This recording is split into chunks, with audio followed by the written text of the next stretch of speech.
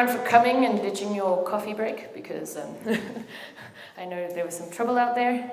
So I'm very excited to talk today. I'm very excited for many reasons. Number one, excited because 3 years ago, when I applied for the Endowment the first time, I said, "Can I be a speaker?" And they were like, "No." You haven't done any research, I'm sorry. And what's also cool is that the reason that I get to do this talk today was because of the Endowment last year, where I met my co-author, Laura. Laura, stand up with the red hair. She's the less loud one, but she's contributed, we've had a really cool relationship. So one thing you should do at this Endowment is find someone to collaborate with, because we got the right synergy, which was cool. Because if it's published at even a workshop, you're more likely to find it as one of your people in the field. And yeah, even if it's quite early results, that's what me and Laura did, is we had one result, and we had a good story. And our result was that, NMT actually beat SMT for reasons. And it was a byte-pair encoding, by the way. I actually left that out. But if you optimize the number of tokens and you make it a lot smaller, so you only make it around 4,000 to 5,000, that's a really good number for low-resource languages. And this was what was converted by Sine. Sorry, further back. Cool, so this is one of our little papers that we got published. There's some links there. I'll share these slides. If you go have a look, we've used public evaluation sets, thankfully put together by an organization in South Africa. We seem to be publishing faster than them, but occasionally they put something online, so we're like, oh, thank you. We'll go publish it for you, cite you somewhere. And we've actually got this one. We've got another one on arXiv, which we're still getting published, and that's called the Focus on Machine Translation for African Language, which basically highlights the problems I've spoken about. And these guys are also really cool. They're not, a lot of them aren't here, but we see them all over the place.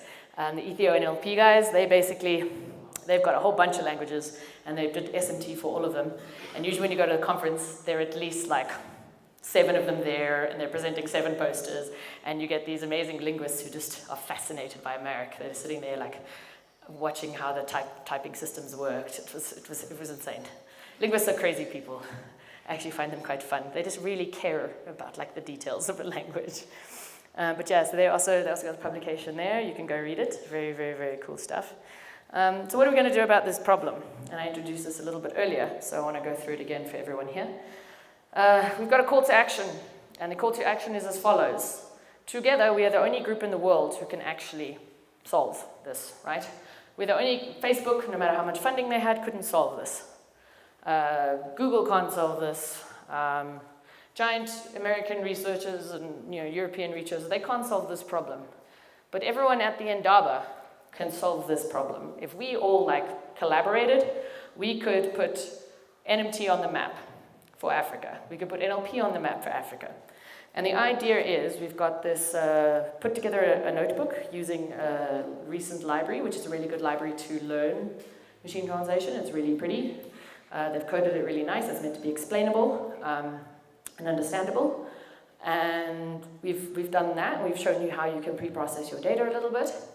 And the idea is go run this Colab notebook, find some data, either through the sources, I showed you the one earlier, the Jehovah's Witness data, or through any other source you can find, like Hustle, scrape some stuff, speak to people in your community, see if they have any linguists working on it, and see if you can get the data. And the idea is that if we all, in this room, train one model, the idea is train a model, send me the results, send me the notebook, send me the send everything to us, and together we're gonna collect all these data, and we're gonna write a paper which has 50 authors on it, all from Africa. We're gonna change the color of this thing, so that, and we're not gonna submit it to WinOp, we're gonna try a main conference, and the idea is we change that color, so when they can see the submissions that came from the continent, suddenly that lights up, and that's what we wanna do. So what I want is for every person here to find a language that they either speak or that they know people nearby really need.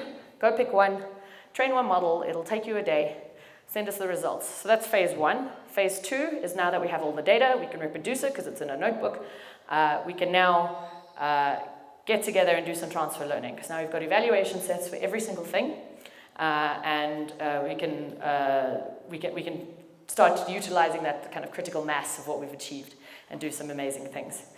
So if you want to, the email address is masakanatranslation@gmail.com. If you want to email us, you can always contact me on Twitter at AlienElf. Sure. And then we've also got a repo. There's no README. I need to put the README on. So who's keen on doing this with us? Who's keen on doing this? I want as many people, and if you're not keen, come talk to me and I'll come talk at you why you need to. I will come personally to you and try and inspire you to do it, because I think we can really make a difference, and I think it's a really great way to put us on the map and get more people working on these problems. So yeah, that's my talk. I probably don't have time for questions.